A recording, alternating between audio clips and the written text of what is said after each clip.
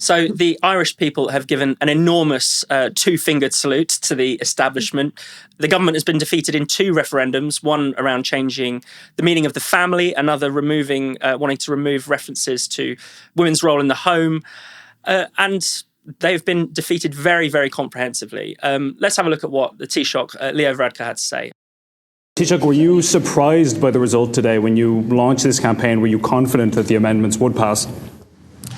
Certainly when we launched the campaign, I was confident that the amendment would pass. But having been involved in the campaign for the last couple of weeks and talking to a lot of people, certainly in the last week or two, I became increasingly concerned about the care referendum in particular.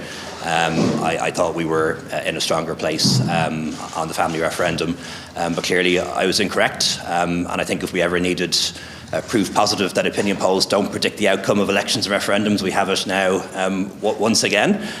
They might tell you what people thought a week ago, and they don't tell you how people are going to vote in a few days' time. So, Tom, I mean, it's giving an indication there that actually, all the polls were saying that, yes, we're going to win in both referendums. The entire political class obviously supported the yes referendum. It's all very familiar. All the NGOs supported yes in both the referendums.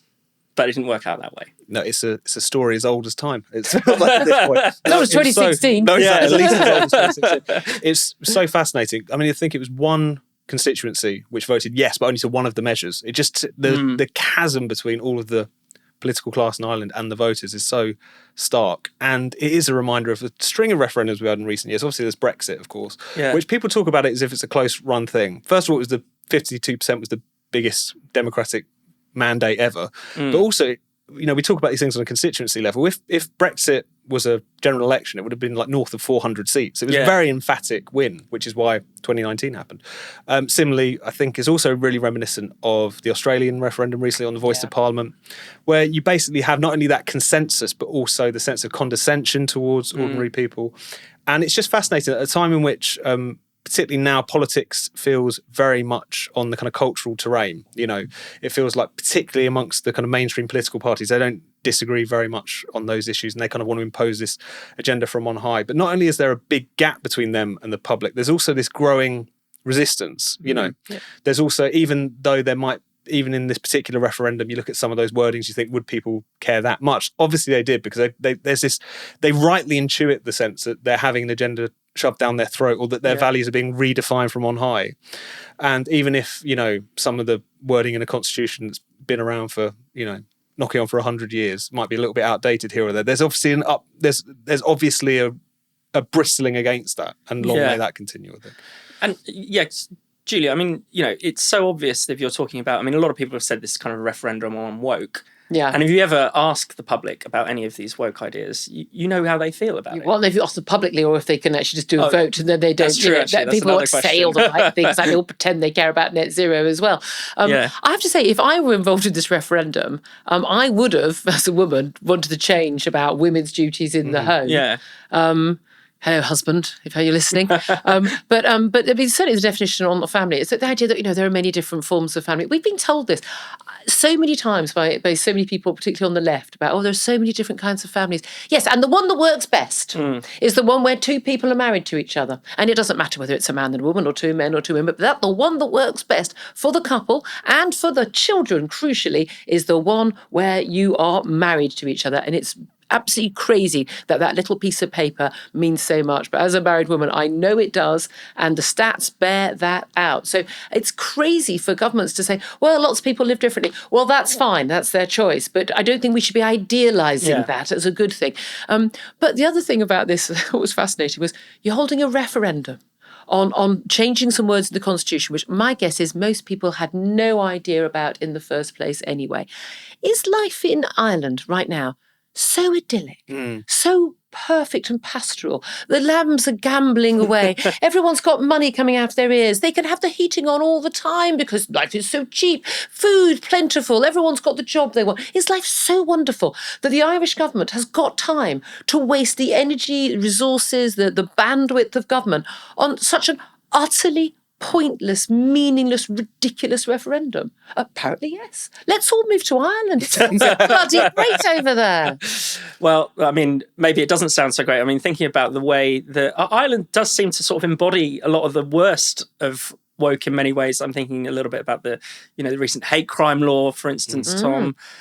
It's like they've swapped one religion for another quite quickly within the space of a few decades. And it wouldn't surprise me if some of those other sorts of policies and acts and measures which have been coming through helped kind of galvanise more scepticism of these particular changes, not only because some of them might have struck them as a virtue signal, not only because some of them will have obviously disagreed with the changes in them themselves, but also this kind of sense that there's this kind of, not just in Ireland, but Ireland, as you say, is a pretty clear exponent of it, this desire to kind of socially re-engineer your own public, like their values aren't correct, they need to be brought up to date. People really don't like that. They don't like being lectured, they don't like being told that they're really backward. And I think it's another reminder of how important referenda are in this particular age, particularly when we've got representative democracies which aren't very representative. These opportunities to either just land a blow against the political establishment or demonstrate how big the gap is in terms of values and ideas and well, views Frank and so Ferredi on. wrote a brilliant article for you guys on this on the Spike website about the reaction of the elite, which was very similar to the reaction to the Brexit vote. Which was, well, people didn't understand the question. I mean, they literally said that. It was very badly worded, and the campaign wasn't very good. Again, whenever we get it wrong as voters, whether in Ireland or Britain or France or Denmark or anywhere on Brexit, we didn't understand. I don't know why they bother troubling our pretty little heads with these silly things, but I'm with you. I would like more referendums. Again, I think there should be a referendum on things like net zero. Yeah. I mean, let's think. This is a major policy about affecting every aspect of our lives and our economy, basically to impoverish us and take us roll back the Industrial Revolution. Do you think we might have a vote on it? Would be nice, not least because it has almost taken on quasi-constitutional significance. I tell you what would be nice as well, though. I mean, wouldn't it be nice in this country if we did have a constitution whose words we could alter? Well, yeah. So we actually had an idea of what we stand for. I'd love to have a referendum on that because the left would be flabbergasted, include the left of the Tory party, by what we actually really think are our values. Well, yeah, I mean, it would be nice to have free speech enshrined in the Constitution. It would be nice to have, more referendums enshrined in the Constitution. But I can't see them giving us that anytime soon. I think after Brexit, that was our last chance. Yeah, they're not exactly. They're not going to let us have a say again. It was bad. It's bad enough they're going to have an election this year.